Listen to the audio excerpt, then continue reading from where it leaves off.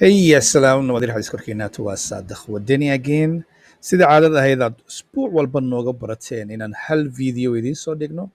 ayaa maantadan waxaa la soo gaaray waqtigii aan videoga idiin soo dhigi lahayn waxaan rabnaa inaan saddex shay oo kala duwan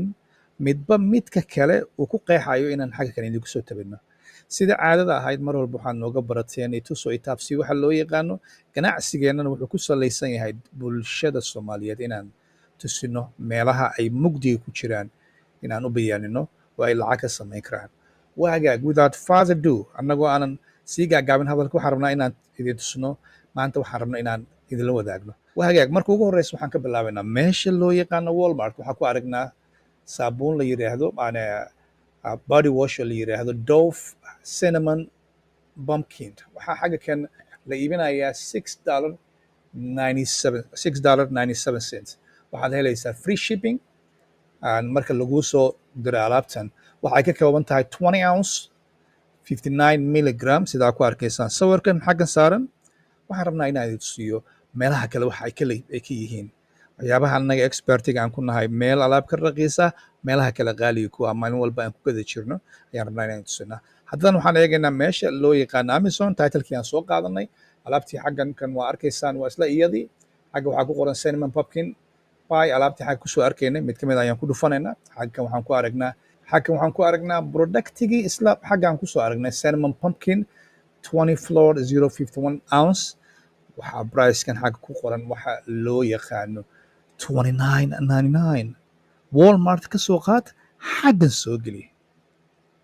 caqiidadaas iyo waxyaabaha la halmaala waa waxyaabaha annaga ilaahay aqoonteeda noogu manaystay aan jecelnahay inaan bulshada Soomaaliyeed maskaxdooda furno okay taas waa qorshihii ku saabsanaa Amazon haddana dib u noqono haddana mar labaad aan eegno waxa loo yaqaano waxyaabaha ka socda meesha loo yaqaano eBay Amazon again hadda waxaan aragnaa alaabtan xagga ku xusan waxaa ku aragtaan alaab inay xagga ku xusan tahay pricekeedana uu yahay $23.59 okay alaabtan hadduu pricekeeda $23.59 yahay xagga tanay taalo way noocyo badan yihiin waa baalada shumacyada lagu shubto 12 bags scented candles gifty haddaad xaggan tagto meesha loo yaqaano AliExpress maxaa la meesha loo yaqaano Alibaba waxaa ku arkaysaa 0.37 cent 0.30 cent 50 cent ada yaqaana farta taqaana qorinaadar waxaan xaggan haddaan dib ugu noqdo Amazon waxaa la iibinayaa 23 haddii aad ka iibiso alaabtan bishii waxaa la iibiyaa 333 lacagta laga sameeyo revenue ka arkaysaan waa 8,000 only 7 qofood ayaa iibinaysaa haddaad la soo qayb gasho $2,000 waa la qaybsanaysaa suuq furan aan u baahnayn waxyaabo qarashaad fara badan waagaag haddaan dhinaca kale aan eegno aan isku dayno inaan dhinaca kale ka eegno meesha loo yaqaano eBay as well qolooyinkan Amazon ka soo qaada xaggan soo geliya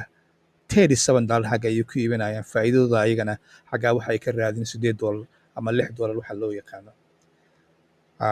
what else I idiin soo gudbinaa walaalayaal haddii aad jeceshaan inaad nala soo xiriirtaan fadlan numberkan waa kan whatsappkeena 6 xaggan koruu ku qoran yahay ma jecel inaan tiktok ka sheego iyo meelaha la halmaala dad badan ayaa nala soo xiriiray maalin walba waxa aan bixinaa waxa loo yaqaan sabti walba iyo axad walba waxaan bixinaa zoom oo la xiriira koorsiga